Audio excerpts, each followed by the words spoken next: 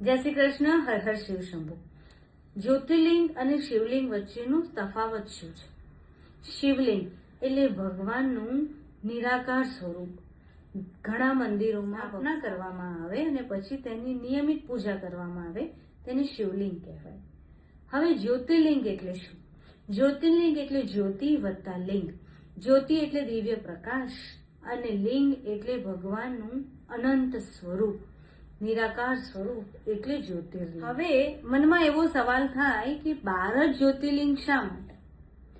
શૈવ પરંપરા અનુસાર ભગવાનના ઘણા બધા પવિત્ર શિવલિંગ છે, પરંતુ શિવ પુરાણ અનુસાર ભગવાન શિવલિંગના 12 જ્યોતિર્લિંગ પ્રસિદ્ધ થયા છે અને તેના કારણે આ જગ્યાઓનું નામ પડ્યું છે દ્વાદશ જ્યોતિર્લિંગ.